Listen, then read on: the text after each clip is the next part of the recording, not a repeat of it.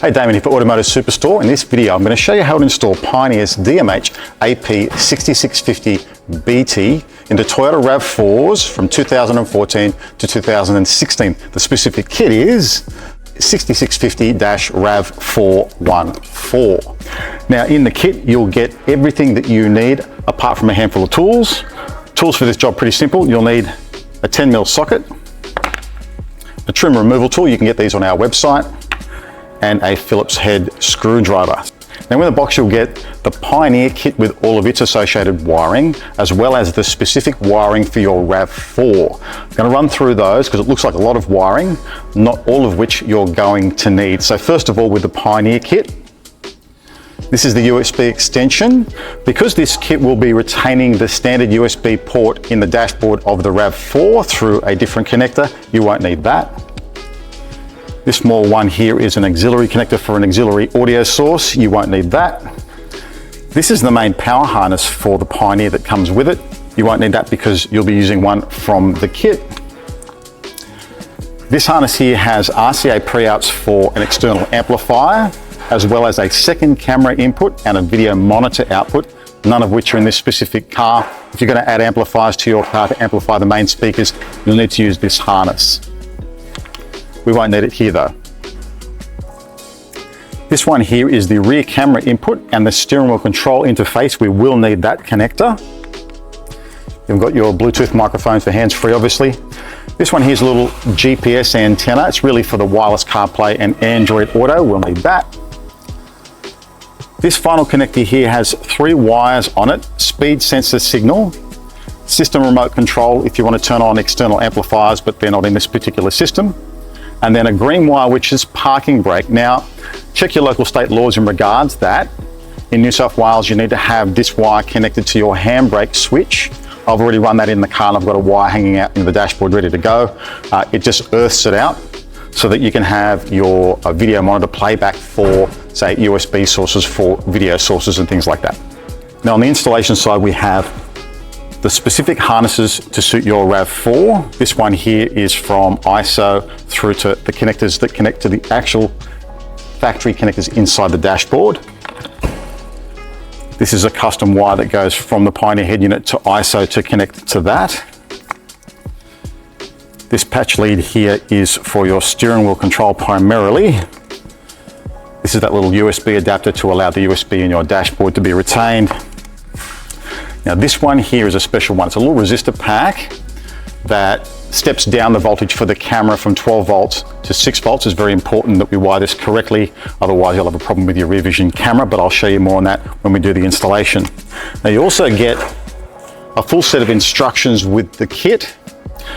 It's a really comprehensive instruction set, but there are a couple of things in there I'd like to clarify during the installation to make it a bit easier for you. There's a small pack of screws that comes in, 4 little screws, and they affix the unit to the fascia itself. There's 4 little screws in each corner.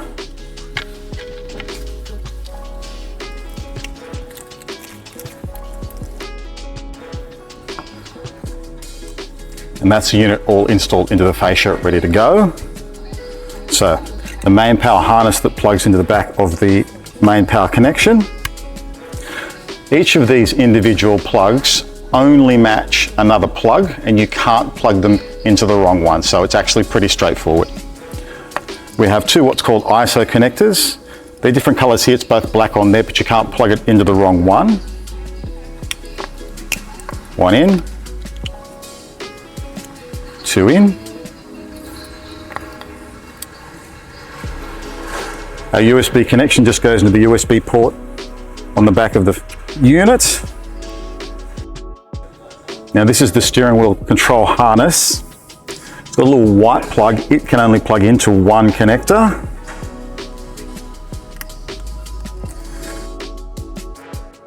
And it's clearly marked on the labels here, so it's got steering wheel control. It's that one there. The brown RCA connection goes to the yellow RCA, but they're both RCA. It's the only RCA connection to connect on there. By all means, wrap some electrical tape around that to secure that permanently. This is your traditional antenna lead that plugs into the back of the unit. Now there are 3 harnesses here that are all marked 6-volt reverse camera, 1, 2, 3. Only one of which matches a plug inside the RAV4. It also happens to be labeled STTY06, it's this one here. What you actually have to do, there's a red with silver dots and black with silver dots connectors. You need to unplug those.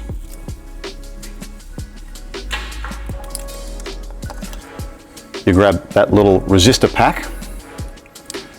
Red goes to red. Camera ground goes to camera ground. That leaves one that just says ground.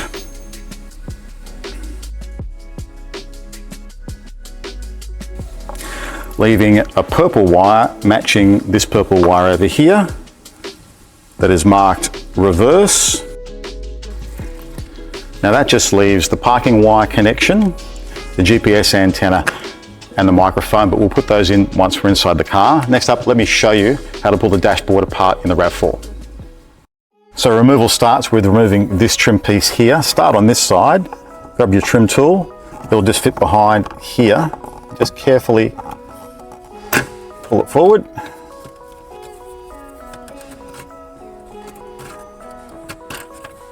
It just clips off. Next up, the 2 dash vents. You can get behind them here and just gently prise, and they'll just clip out. 1 and 2. Then we have this clock here. There are 2 little white connectors here. You get your finger behind them and just push. 1, 2, and that will gently come out. The harness is just here. You just press down on the little button and that comes out nice and easily. Now there are 4 10mm screws that hold the factory head unit in. For that you'll need a socket set with an extension.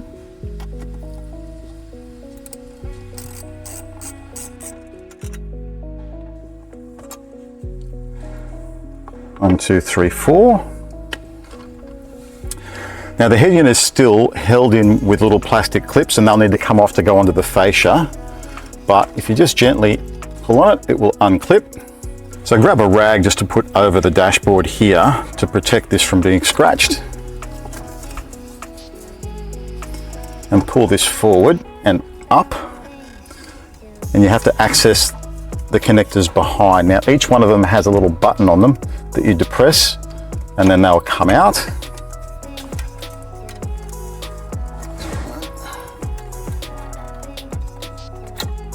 Two, 3, 4.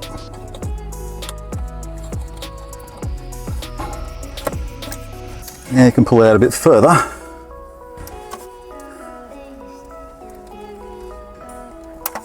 Okay, so they're all the factory connectors that we will reuse. Now here, this is just a wire that runs down to the handbrake so that when you pull the handbrake on, it creates an earth. I just pre-ran that before with a bullet connector that will match one of the wires that you'll see in a moment when we put it all into the car. On the factory head unit, there are 4 clips, the white ones, and they're going to go on here and here and here and here on your new fascia. You've got to be careful when you take them off not to break them. It's handy to have a little pick and a little screwdriver just to wedge behind carefully. Prise them apart and just pop them off like that, and then they just clip on like so. So now we're ready to install everything into the dashboard. Now first of all, I've just got that handbrake connector connected through there. It's the only wire on this that you need to connect. I've also run the microphone through. You can either put it on top of your dashboard here or up on the A-pillar that's already run through. And there's just your GPS antenna that needs to hide down behind the dashboard because it's really just for your wireless CarPlay and Android Auto, ready to go. Now, feed all of the factory looms out. And we're just going to match them up. So this one is the camera.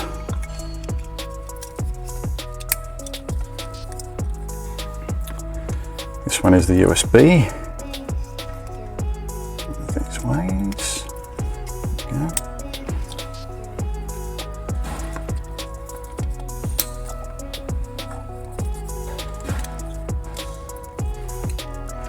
Just make sure they're securely fastened.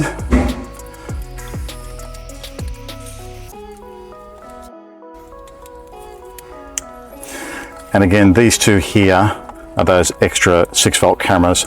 They're not connected in this specific installation because it's done through this one here.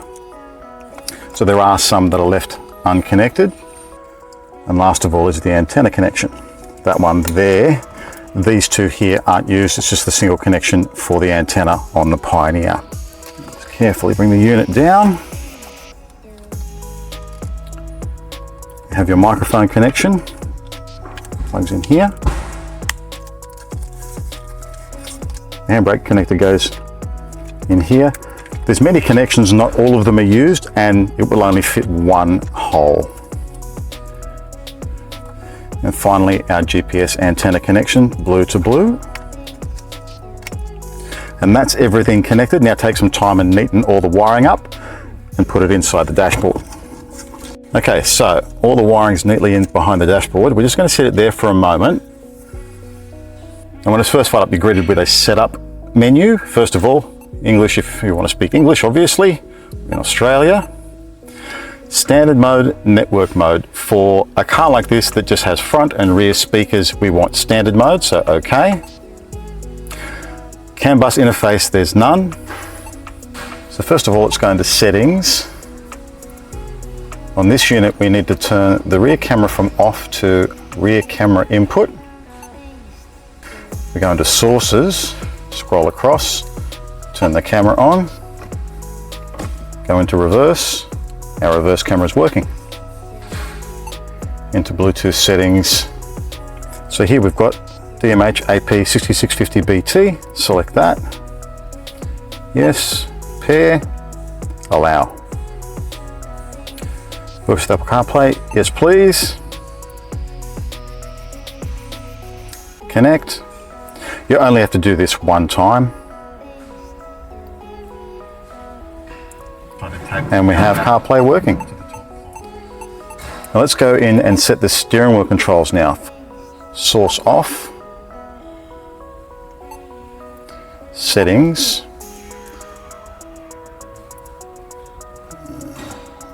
System settings.